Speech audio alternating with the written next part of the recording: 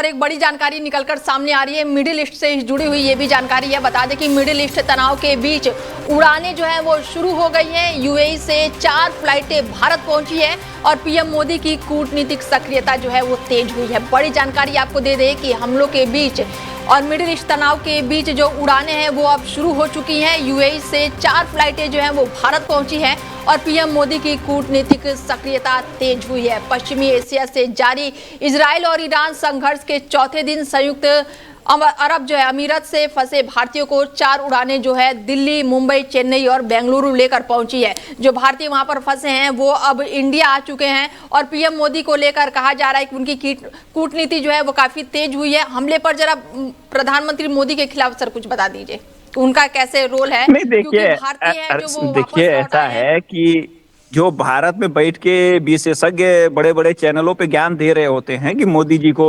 Foreign नीति ऐसी रखनी चाहिए, उनको कुछ पता ही नहीं होता है। भाई ये वही प्राइम मिनिस्टर हैं जो जिनको ईरान अपना स्पेस देता है, ये वही प्राइम मिनिस्टर मोदी जिसको सऊदी अपना स्पेस देता है कि भैया तुम तेल अवीव चले जाओ।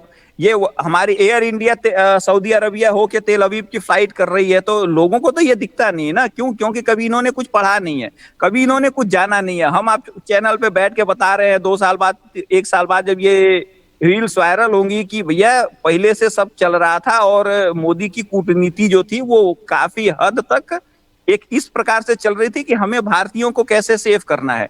एक बात बताइए, हमारे 1 करोड़ से ज्यादा लोग मिडिल ईस्ट में काम करते हैं, तो हम लोग 1 करोड़ को छोड़ के ईरान के लिए अपनी जान दे दें? हम ईरान के साथ क्यों खड़े हो जो हमारे 1 करोड़ लोग जो मिडिल ईस्ट में फंसे हुए हैं? तो सर इतने हमलों के बीच में अगर भारतीय वापस लौट आ रहे हैं तो ये तो अच्छी बात है ना। क्रेडिट तो प्रधानमंत्री मोदी को ही जाना चाहिए। वो तो निश्चित तौर पे, वो तो मैं वही समझाने की कोशिश कर रहा हूँ कि भारत का संबंध ईरान के साथ भी बड़ा अच्छा है, लेकिन ये खमेनी साहब को लास्ट के 2017 के बाद वो इस्लाम का कीड़ा काट गया था, जिसमें वो कश्मीर पे भी बोलने लगे, कहीं भी बोलने लगे। तो देखिए, भारत के प्राइम मिनिस्टर मोदी जी जो हैं वो कभी किसी का जवाब नहीं देते, लेकिन मोदी के खिलाफ जिन लोगों ने बोला है उनकी हालत यही हुई है।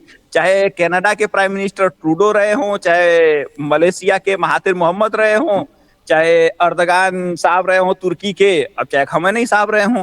देखिए, आज की डेट में आपको दिल्ली के साथ या दिल्ली में रह के ही काम चलेगा। अगर आप दिल्ली के खिलाफ जाएंगे तो आपका सर्वाइवल बड़ा मुश्किल है।